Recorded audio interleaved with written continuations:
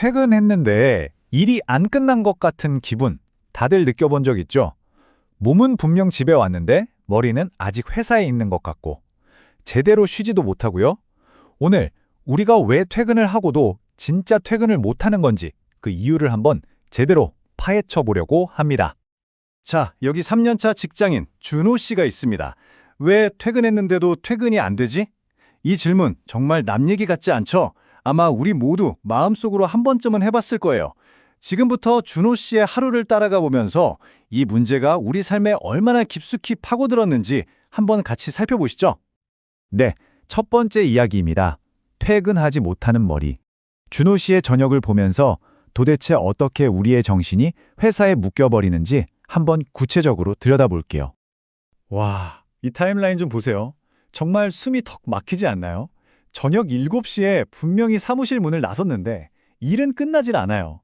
지하철에서 이메일 확인하고 밤 9시에는 팀장님한테 긴급 요청 메시지가 오죠. 결국 노트북을 다시 켤 수밖에 없었고 겨우 일을 끝내고 누웠는데 새벽 1시까지 내일 회의 생각에 잠을 설치는 거예요. 이게 과연 준호 씨 혼자만의 이야기일까요? 절대 아닐 겁니다. 맞아요. 준호 씨의 이런 경험은 그냥 개인의 문제가 아닙니다. 이건 아주 체계적인 시스템의 결과물이에요. 그럼 두 번째 이야기로 넘어가서 일이 우리 삶에 어떻게 침투하는지 그 방식을 한번 파헤쳐 보겠습니다. 그 주범들이 바로 여기 있습니다. 24시간 잠들지 않는 단톡방, 퇴근 시간을 무시하고 울려대는 이메일 알림, 그리고 집을 사무실로 만들어버리는 저 업무용 노트북까지. 참 아이러니하죠. 편해지려고 만든 기술이 오히려 우리를 언제 어디서나 일해야만 하는 감옥에 가둬버린 셈이니까요.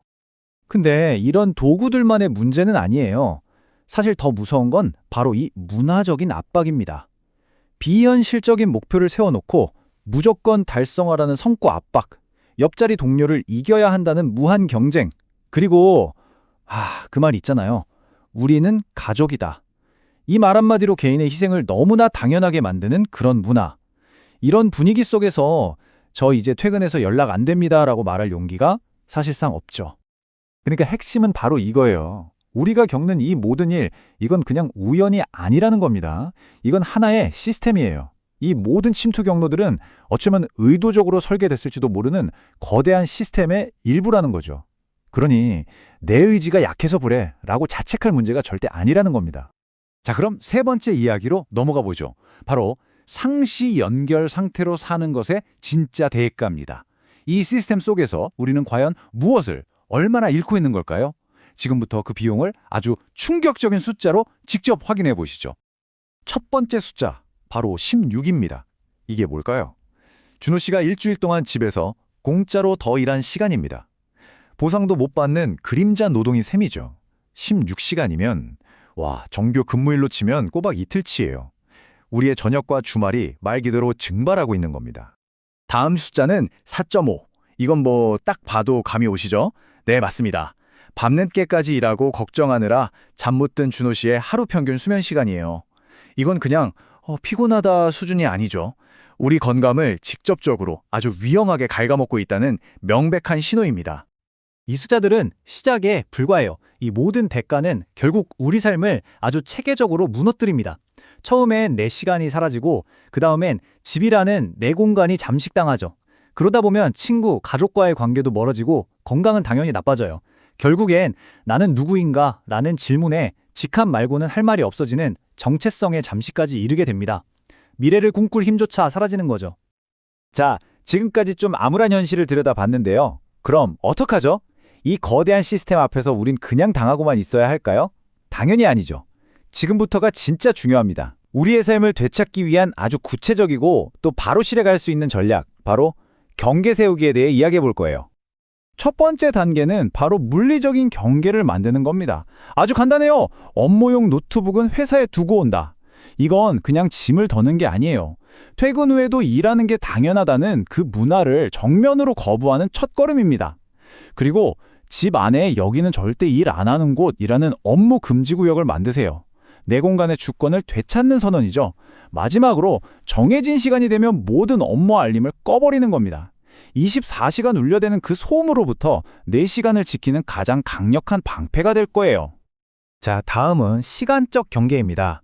매일 저녁, 나는 무조건 이 시간 이후엔 일 안 해. 라는 자신만의 하드스탑 시간을 정하는 거예요. 이건 끝없는 성과 압박에 맞서 내 시간도 소중하다고 외치는 겁니다. 그리고 주말에는 아예 달력에 업무 금지라고 표시해 두세요.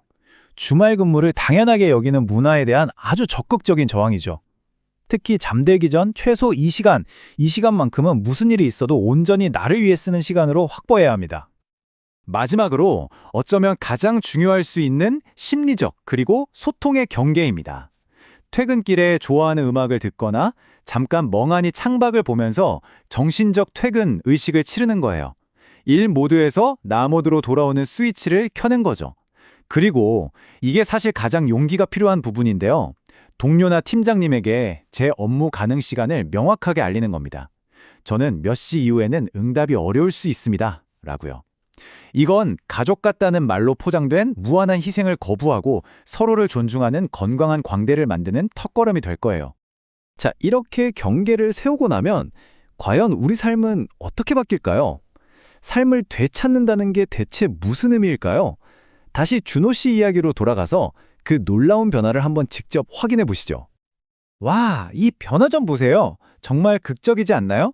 경계를 세우고 나니 준호 씨의 수면 시간은 4.5시간에서 7시간으로 늘었고 주말 내내 하던 일은 계획된 2시간 이내로 줄었습니다. 근데 정말 중요한 건 따로 있어요. 바로 정체성의 변화입니다.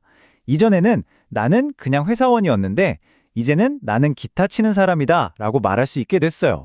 잃어버렸던 취미, 친구들과의 만남, 진짜 나를 다시 찾아가기 시작한 거죠. 바로 이게 준호 씨가 얻은, 그리고 우리가 얻어야 할 깨달음입니다. 가능하다. 내 삶을 되찾는 것. 네, 가능합니다. 하지만 누가 만들어주길 기다려선 안 돼요. 우리 스스로가, 바로 내가 경계를 만들어야 하고 용기를 내서 그걸 지켜내야만 합니다. 자, 이제 여러분의 차례입니다. 오늘 이야기 들으셨으니까요. 여러분의 삶을 되찾기 위해서 오늘 밤 여러분이 가장 먼저 세울 경계는 무엇인가요? 거창하지 않아도 좋습니다. 그 작은 시작 하나가 여러분의 모든 것을 바꿀 수도 있습니다.